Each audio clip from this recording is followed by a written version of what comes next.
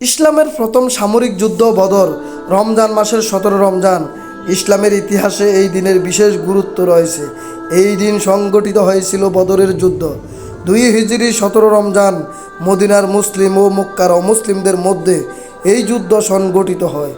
এই যুদ্ধের আগে মুসলিম ও অমুসলিমদের মধ্যে বেশ কিছু খণ্ড যুদ্ধ হয়, কিন্তু বদর ছিল দুই পক্ষের মধ্যে প্রথম বড় আকারের যুদ্ধ। ইসলামের এই প্রথম সামরিক যুদ্ধে প্রিয় নবী হজরত মুহাম্মদ সাল্লাল্লাহু আলাইহি ওয়াসাল্লামের নেতৃত্বে মুসলিম বাহিনী বিজয় লাভ করেন। মুসলিমদের এই বিজয় অন্যদের কাছে এই বার্তা পৌঁছায় যে মুসলিমরা আরবে নতুন শক্তি হিসাবে আবির্ভূত হয়েছে।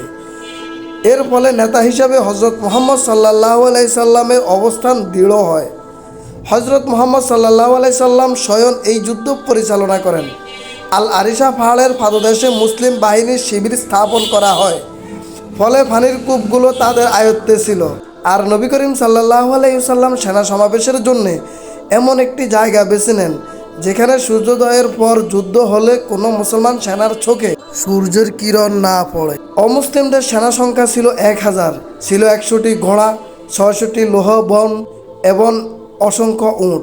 অমুসলিমদের সেনাপতি ছিলেন উতবা বিন রবিয়া। যুদ্ধে 70 জন মুসলিম নিহত হন এবং বন্দীও হন 70 জন।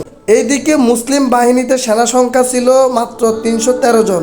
মুহাজির ছিলেন 82 জন, আর বাকি সবাই আনসার। আউস গোত্রের 61 জন এবং খাজরাজ গোত্রের 170 জন। মুসলিমদের উট ও ঘোড়ার সংখ্যা ছিল যথাক্রমে 70টি ও 2টি। যুদ্ধে মুসলিম বাহিনীর 14 জন শহীদ হন। এই যুদ্ধের উল্লেখযোগ্য ঘটনা হচ্ছে নবী করিম সাল্লাল্লাহু আলাইহি সাল্লামের প্রধান শত্রু আবু জাহেলের নিহত হওয়া। এই প্রসঙ্গে দুই কিশোরের অসীম সাহসিকতার একটি বীরত্বের গল্প প্রচলিত আছে। তখন তুমুল যুদ্ধ চলছে, চারদিকে শত্রুকে খুঁজছে সবাই। হযরত আব্দুর রহমান ইবনে আউফ রাদিয়াল্লাহু তাআলা আনহু এক জায়গায় দাঁড়িয়ে লক্ষ্য করেছিলেন শত্রুকে কিভাবে ঘায়েল করা যায়। তার দুই পাশে এসে দাঁড়ালো দুইটি বালক। আব্দুর রহমান ইবনে আউফ রাদিয়াল্লাহু তাআলা আনহুকে বলল, চাচা, আপনি কি আবু জাহেলকে চেনেন? আমাদেরকে দেখিয়ে দিন। আব্দুর রহমান ইবনে আউফ রাদিয়াল্লাহু তাআলা আনহু আবু জাহেলকে দূর থেকে দেখিয়ে দিলেন। ছুটতে ছুটতে গিয়ে আবু জাহেলের সামনে হাজির হলো দুই বালক। আবু জাহেল ঘোড়ায় চড়ে ছুটলেন। বালক দুইজনের পক্ষে ঘোড়া চড়ে থাকা আবু জাহেলের শরীরে সরাসরি আঘাত করা অসম্ভব ছিল। একজন আক্রমণ করলো আবু জাহেলের ঘোড়ায়, আরেকজন আবু জাহেলের পায়ে তলোয়ার দিয়ে আঘাত করলো। মুহূর্তের মধ্যে আবু জাহেল মাটিতে পড়েই ছটপট করতে লাগলেন। আবু জাহেল বালক দুইজন সমানতালে তাকে আঘাত করে চলল। তারা আবু জাহেলের শরীরের উপর চড়ে বসলো। তখন আবু জাহেল মারা যাননি। দূর থেকে বালকদের অভাবনীয় আক্রমণে আবু জাহেলের এই মরণ দশা দেখে আব্দুর রহমান ইবনে আউফ রাদিয়াল্লাহু তাআলা আনহু এগিয়ে আসেন এবং আবু জাহেলের মৃত্যু নিশ্চিত করেন।